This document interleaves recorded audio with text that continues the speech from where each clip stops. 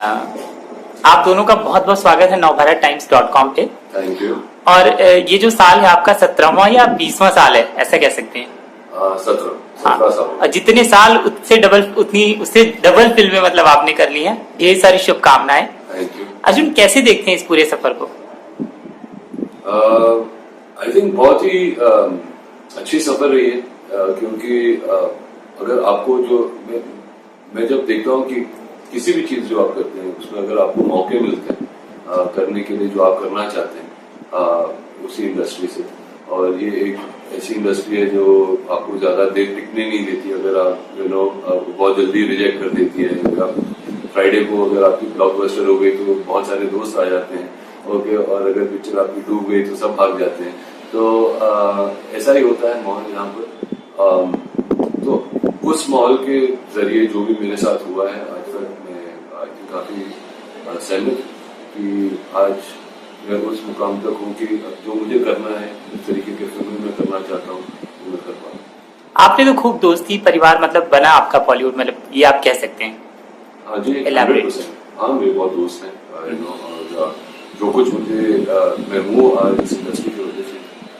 Sir, आपका भी स्वागत है। और डैडी के बारे में आपसे शुरू करते हैं, आपके शब्दों में डैडी। ठीक है, मेरे हिसाब से Daddy is a film about Arun Gulab Gawli. 40 साल के बारे में, 40 years of his life, and he's one of the most infamous gangsters India has ever had, and it's really his biopic, first authorized biopic of any gangster in India. Daddy की शुरुआत, तैयारी, सफर, अड़चने, मेहनत, ये आपको बतानी है।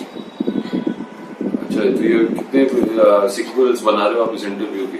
4-5 सीक्वल्स बनेंगे तो फिर सारा कुछ बता दो। सर, ये ना 15 दिन बाद यूज होगा मेरे ख्याल से, कुछ एम्बार्गो है, तो मैं अभी धीरे धीरे थोड़ा थोड़ा डालना शुरू करूंगा। अच्छा, तो क्या है कि ऑफ कोर्स का सफर रहा है। शुरुआत कैसे हुई? इसकी शुरुआत हुई थी, कोई आया था, एक प्रोड्यूसर आया था मेरे पास। उन्होंने सोचा था कि मैं अरुण गावली का किरदार निभाऊं, और वो सबसे पहले मुझे बहुत ही अजीब लगा कि मैं अरुण गावली कैसे बन सकता हूँ। और जब मैंने उनकी कहानी पढ़ी तो ऐसी बात नहीं है कि मुझे कहानी अच्छी थी या बुरी थी, वो मेरे हिसाब की से मैं नहीं करना चाहता था उस तरीके की कहानी। जो टिपिकल जो हम गैंगस्टर्स फिल्म देखते आए हैं हमारे देश में, वैसी ही थी। कि वो हाई स्पीड में चल के आएगा, टोपी पहन लेगा, या फिर एक बिल्डिंग से दूसरे बिल्डिंग में चलान लगाएगा, या एक्शन होगा, या एक्शन सीक्वेंस होगा, एक आइटम नंबर होगा, और मैं उससे दूर जाना चाहता था। और मैंने कहा कि अगर उनके पास राइट्स हैं तो क्यों ना एक ऑथेंटिक फिल्म बनाया जाए। तो वो प्रोड्यूसर सहमत थे उसके साथ, हम राइटर्स के साथ बैठे, बहुत बार जैम भी किए, और फिर फाइनली मैं काइंड ऑफ ऑब्सेस्ड हो गया अरुण गावली के जितने भी रिसर्च मटेरियल पढ़ के कि इनकी कहानी तो बहुत ही बेहतरीन है। और मैंने फिर 2 महीने अपने आप को एक होटल रूम में बंद करके वो कहानी लिख दी। वो कहानी मैंने अपने दोस्त औशिम को भेजी, क्योंकि औशिम और मैंने कुछ कमर्शियल्स में काम किया था साथ में। एक फिल्म भी थी, उसके बारे में हम चर्चा कर रहे थे, और मुझे इनकी सेंसिबिलिटी बहुत अच्छी लगी थी। मैं जानता था कि ये कुछ फिल्म मेकर्स होते हैं जो उनका एक स्टाइल होता है। औशिम का कोई स्टाइल नहीं है ऐसा। वो प्योरिस्ट है कि अगर ये सब्जेक्ट है तो ये इसे इस तरीके से बनानी चाहिए। उसके साथ वो कॉम्प्रोमाइज नहीं करेंगे। तो मैंने उन्हें भेजी कहानी को, सब्जेक्ट अच्छी लगी उनको, स्ट्रक्चर के साथ कुछ प्रॉब्लम्स थे, मगर बोला ठीक है तुम मेरी चाहते हो कि मैं ये फिल्म करूँ, मुझे कहानी तो बहुत अच्छी लगती है, लेकिन हमें साथ में काम करना होगा। और इसमें आप अगर आइटम गाना डालोगे या ये डालोगे वो डालोगे, और जिन चीजों से मैं भाग रहा था वही बात ये भी कर रहे थे, और आई थिंक वो नहीं जानते थे। तो और उनको शूटिंग के दौरान भी शक था कि ये डालेगा कुछ ना कुछ आइटम नंबर कहीं ना कहीं, मगर वहां से हमारी शुरुआत हुई। जब इस तरीके की हमने प्रिपरेशन फिर हमारी चालू हुई स्क्रिप्टिंग की, क्रू लाने की, इनका खुद का एडवर्टाइजिंग का प्रोडक्शन हाउस भी है, तो इनकी मुलाकात होती रहती है बहुत ही बेहतरीन टेक्नीशियंस के साथ। तो वो 1 by 1 एक चीज करके हम जोड़ने लगे, और जब ये सारी चीज जोड़ने लगे तो वो प्रोड्यूसर को लगा कि ये फिल्म शायद उनके हिसाब से नहीं बन रही है, और उनको लगा कि यार मैं ये फिल्म नहीं करना चाहता, तो उन्होंने खुशी खुशी वो निकल गए और हम दोनों रह गए थे। फिर हमारे पास क्रू था, पैसे नहीं थे और हमें फिल्म बनानी थी। और मैंने फिर रोशन से कहा कि 2 महीने रुक जाए, क्योंकि क्रू से भी कहा 2 महीने रुक जाए, शायद मैं ये फिल्म प्रोड्यूस करूँ। और फिर जाके वो चीज़ें बैठ गई सही जगह, हम फिर वापस जुड़ गए और वहां से फिर शुरुआत हुई। तो वहां पर पता चला कि एक्चुअली राइट्स उस प्रोड्यूसर के पास नहीं है, तो फिर फैमिली के पास जाना पड़ा। फैमिली के से मुलाकात हुई और अरुण गावली जी से मुलाकात हुई और फिर उनको कन्विंस करना कि ये फिल्म उन पर बननी चाहिए और इस हिसाब से बननी चाहिए जहाँ पर ये सिर्फ फिल्म का नाम डैडी है और रॉबिन हुड नहीं है, यू नो। और उनका सिर्फ अच्छा रूप नहीं दिखाएंगे, मगर जो हुआ है उनपे और जो कुछ चीजें उन्होंने की है और यू नो उनका क्या रिश्ता था दाऊद के साथ, क्या रिश्ता था बाबू रामा और बियारे के साथ, यू नो वो सारी चीजें को भी बाहर निकाल के लाना, यू नो उस पीरियड के अंदर बसना। और it was a combined collaborative effort. हम उससे गए और आज सामने है। सर आपको कुछ इसी बात को आगे बढ़ाना है, आपको कुछ कहना है? नहीं, actually I think we are on the same page. हम लोग साथ में किए, everything has been done really from the beginning, साथ में काम किया। अर्जुन, जब आपको पहली नजर में लोग देखते हैं और जो आपको मतलब रोज, जैसे कि मैं जानता हूं कि आपने रोल किया था, अगर किसी को दिखा दिया जाए तो पहचान नहीं पाता, तो मेहनत नजर आती है आपकी और आपकी दोनों की मेहनत नजर। तो किस तरह की मेहनत आपने की थी लुक को लेकर, लैंग्वेज को लेकर, मतलब सभी कॉस्ट्यूम भी हुआ, सब कुछ, लोकेशन वो एरा? तो औशिम का की वजह से लुक बना है फिल्म में, क्योंकि जब उन्होंने मुझे देखा, मेरा जो कद है, मैं अरुण गावली से काफी लंबा हूँ और मेरी जो शक्ल है उनसे बिल्कुल मिलती जुलती नहीं है। तो उन्होंने कहा कि देखिए, अगर आपको फिल्म में एक्टिंग करनी है तो आपको अरुण गावली की तरह दिखना पड़ेगा, क्योंकि अरुण गावली जो है उनका जो एक लुक है वो 1 in a million है, यू नो कि इमीडिएटली जब आप देख लेते हो तो ये है अरुण गावली, यू नो। उनकी जो कपड़े पहनने का तरीका, यू नो टोपी, उनका जो स्टाइल है, उनकी और उनकी जो नाक है, you know it's very very distinctive. तो सबसे पहले उन्होंने कहा कि तुम्हें एक नए नाक की जरूरत है और नाक चेंज है। तो फिर इन्होंने जाके मेरे लिए एक बहुत ही बेहतरीन मेकअप आर्टिस्ट है इटली से, वो है, उन्होंने कुछ सेटिंग्स की और वहाँ से फिर हमने यू नो मेरा लुक टेस्ट पास हुआ। उस टाइम पे मैं काफी घबरा गया था, क्योंकि हम इतनी दूर आ चुके थे और मुझे लगा कि अगर मैं लुक टेस्ट फेल हो जाऊँ तो फिर क्या। और मैंने अपने दिमाग में तब तय कर लिया था कि औशिम फिर भी फिल्म बनाएगा, ये क्रू के साथ ही काम होगा और हम एक दूसरे एक्टर को लेकर शायद ये फिल्म बना देंगे, मैं ही प्रोड्यूसर हूँ। वो भी मेरे दिमाग में चल रहा था, क्योंकि ये कहानी इस टाइप की कहानी है कि आनी चाहिए, यू नो बननी चाहिए, और इतना लगाव था मुझे सिर्फ कहानी के साथ। तो और फिर ऑब्वियसली कि इनकी जो डिटेलिंग है, ये ज्यादा बोलते नहीं अपने बारे में, मगर इनका जो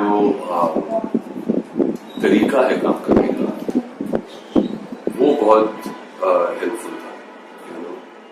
फिजिकली मैंने वेट लॉस कर दिया था, मैं जिम नहीं गया, क्योंकि उस टाइम पे कोई जिम नहीं जाता, यू नो। तो 2 साल के लिए मैं जिम ही नहीं घुसा, जिम के अंदर ही नहीं घुसा।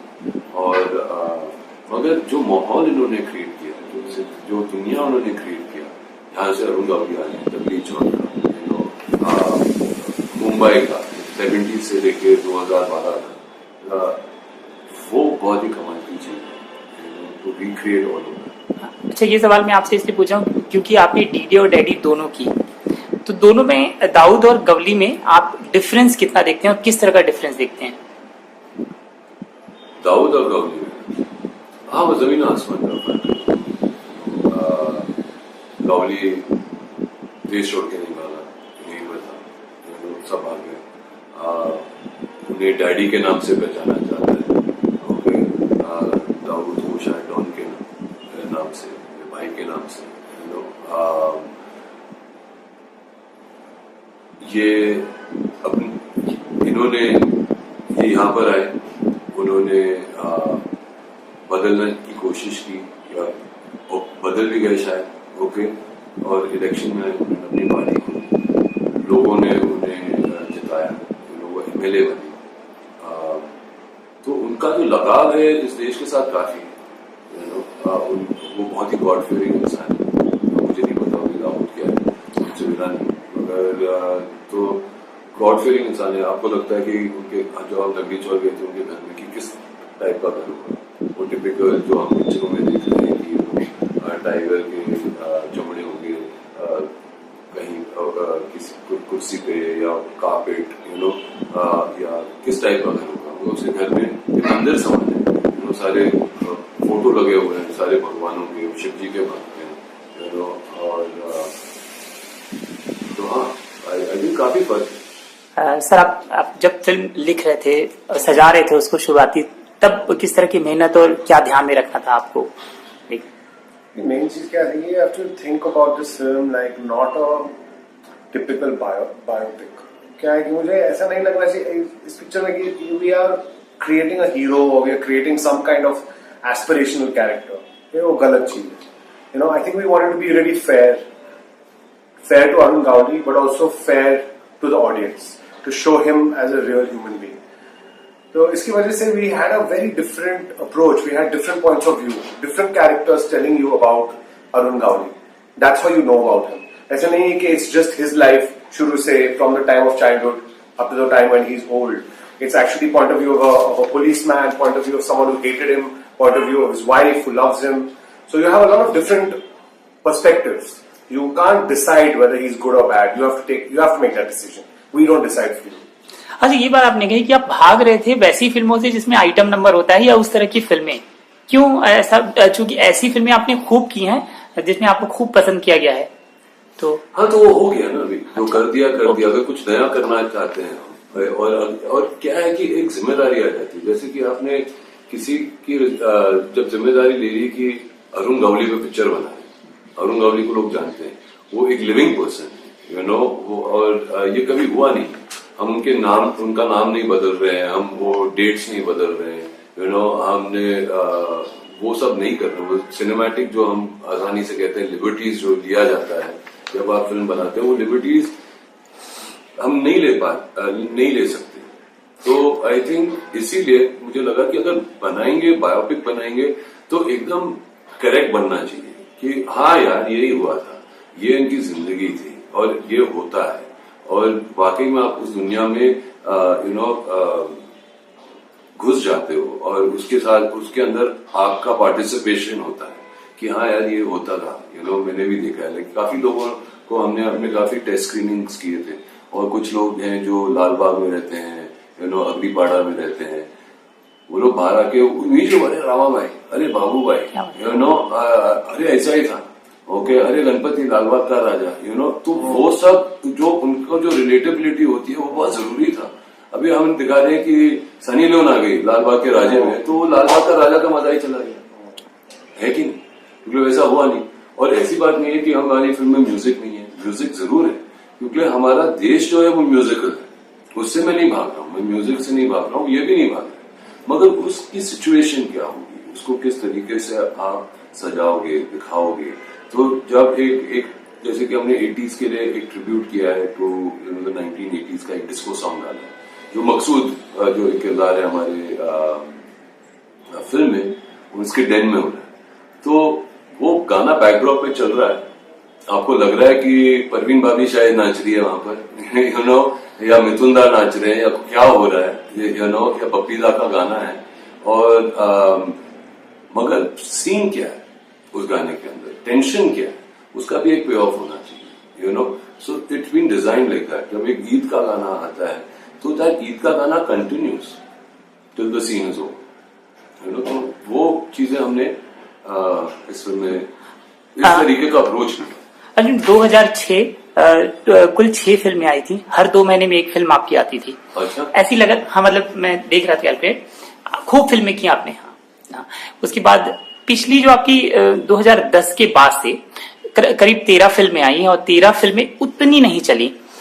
इसको आप कैसे देखते हैं, और क्या यही वजह है कि अब आगे जो आप फिल्में करेंगे उसके लिए कुछ नई तरह की योजना बना रहे हैं? अब मैं आपसे बात कर रहा हूं तो मुझे लग रहा है कि अब कुछ अलग तरह का सिनेमा आप करना चाह रहे हैं, कुछ अलग तरह की सोच। तो किस तरह का सिनेमा करना चाह रहे हैं? ऐसी बात नहीं है, you know, I think her film maker अलग होता है, हर फिल्म मेकर का विजन अलग होता है, हर निर्देशक जब कहानी अपनी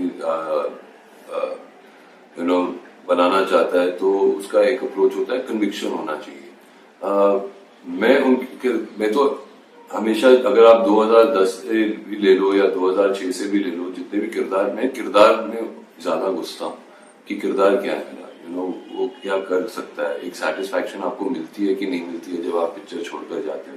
मैंने काफी ऐसे फिल्में की है जहां पर मुझे कुछ फीलिंग्स ही नहीं थी, यानी कि क्या कर दिया मैंने, ये पिक्चर कब खत्म हो गई, कब शुरू हो गई, यू नो, या फिर ये पिक्चर मैंने क्यों की, यू नो।